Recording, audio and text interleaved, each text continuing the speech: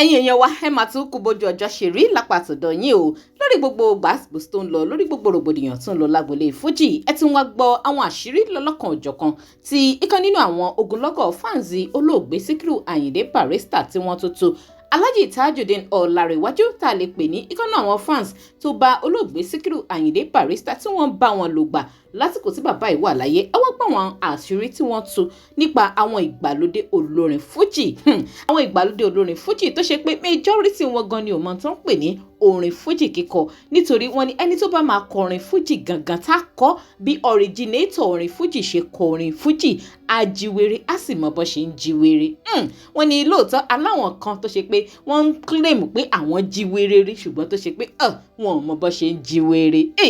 ọ̀rọ̀ yìí ó lágbára àṣírí ilé ìtúnlẹ̀ tíkẹ́ ògbẹ̀nù tán tágan lẹ́yìn lérò wípé ó wà lágbolé fújì tó ń claim pé òun mọ bó ṣe ń jíwèrè tí ò sì mọ bó ṣe ń jíwèrè ṣé ká sọ pé King Dr. Saheed Osupa òun lọ̀rọ̀ yìí ń bá wí ni àbí ká sọ pé King Wasi Ayinde K1 the ultimate ó ní ọ̀rọ̀ Alhaji Tajudeen yìí ó ń bá wí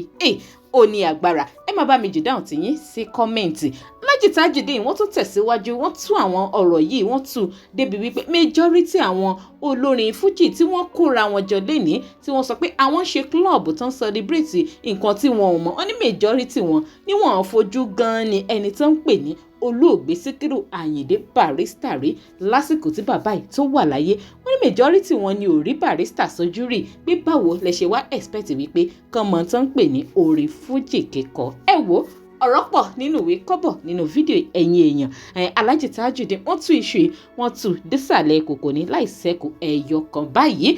mo wá kí ẹ̀yin èèyàn mi káàbọ̀ sórí ìkànnì Digi Naija Television lẹ́ẹ̀kan sí i lẹ́yìn bá ṣe ń láǹfààní láti máa darapọ̀ mọ́ mi lórí ìkànnì Digi Naija Television ẹ máa bá mi follow Digi Naija Online TV lórí Facebook lórí YouTube ẹ máa bá mi subscribe ẹ máa bá mi like ẹ máa bá mi fi fọ́nrán ẹ máa bá mi fi sọ̀wọ́ kó máa lọ káàkiri orí ayélujára ẹ jẹ́ ká jìjọ wo fọ́nrán Alhaji Tajudeen yìí ẹ̀yin èèyàn wa ká tó gbọ́ àwọn àṣírí lọ́lọ́kan òjọ̀kan tí wọ́n tún tú kalẹ̀ nípa àwọn ìgbàlódé olórin fújì kẹ́yìn náà dẹ̀ máa bá mi fèrò tìyín nípa ìsí kọ́mẹ́ǹtì. tó bá lọ fẹ́ kọ fújì gidi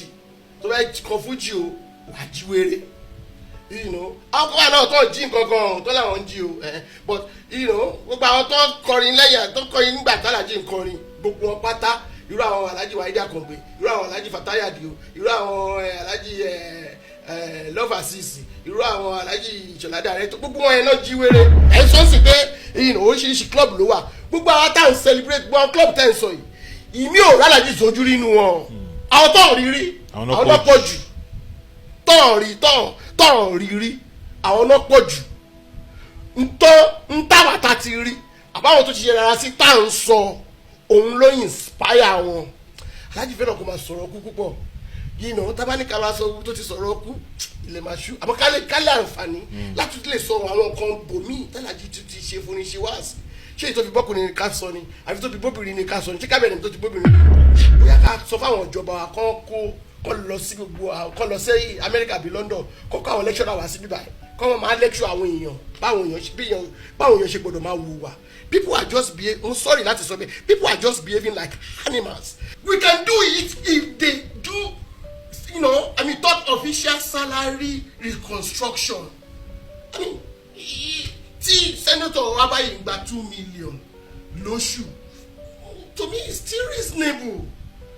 27 million yẹn tó bá save well lọ́wọ́ senator kọ̀ọ̀kan lóṣooṣù fún 5 years. Wallahi akọ́lé fanari. Nísìnyí l'Amẹ́ríkà lé nísìnyí. No, nobody wants to be governor. Nobody wants to be a mayor. Who wants to be a councillor? Nígbà tí doctor mi make owó ju president wa lọ. Yes, gbogbo ẹni mo ti sọ. Ní Nàìjíríà lẹ́yìn sí either you poor or you rich. It's bad.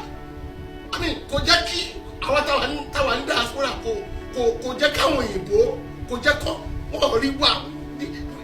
ojú tó fi ń wò wá ò dáa. Ó lágbára o ọ̀rọ̀ rẹ̀ o ọ̀rọ̀ lẹ gbọ́ ti Alhaji Tajudeen Ramon tí wọ́n tú kalẹ̀ rẹpẹtẹ yìí nínú fọ́nrán yìí kódà wọ́n tẹ̀ tún mẹ́nu bà àwọn kan tí àwọn ìjọba wa lórílẹ̀‐èdè Nàìjíríà tí wọ́n ń ṣe eléyìí tó ṣe wípé ó ń dójú ti àwọn tó ń gbé òkè òkun àwọn ọmọ Nàìjíríà tó ń gbókè òkun àmọ́ ẹ̀yin èèyàn àlàyé tí wọ́n ṣe nípa olóògbé Sikiru Ayinde Barrister àti àwọn olórin fújì ìgbàlódé bó lójú tẹ̀yìn fi wò ìyàwó ló kọ sí yín ṣẹ́yìn náà agree wípé bọ́rọ̀ ìṣèrí nìyẹn pé lóòótọ́ aláwọn olórin fújì ìgbàlódé kan tó ṣe pé wọ́n mọ tán ń pè ní jíjíwèrè tí ọmọ tó ń pè ní orin fújì kíkọ gangan àti pàápàá tágan lẹ́yìn lérò pé wọ́n sọ pé ó ń claim pé òun mọ bó ṣe ń jíwèrè lágbolé fújì ṣùgbọ́n tó ṣe pé kò mọ bó ṣe ń jíwèrè. Ẹ má bá mi ju àwọn ìdáhùn yín àti èrò yín, ẹ má bá mi jẹ́ sí comment. Ẹ má gbàgbé bẹ́ẹ̀ bá sì follow wa lórí Facebook, ẹ máa rí link kan lábẹ́ fídíò tó máa gbé yín tààrà lórí Facebook page wa. Lórí YouTube ẹ má bá mi tẹ subscribe button tí ẹ̀ ń wò lábẹ́ fọ́nrán yìí. Ẹ má gbàgbé láti máa fún fọ́nrán náà ní ìka ọwọ́ ìyẹn terms of like kẹ́sì ẹ má bá mi fi sọwọ́, ẹ má bá mi share kó máa lọ orí ayélujára káàkiri. Ká tún pàdé láyọ̀ àtàláfíà. Ẹ ṣeun tí ẹ darapọ̀ mọ́ mi tí ẹ gbọ́ mi ní gbogbo ìgbà.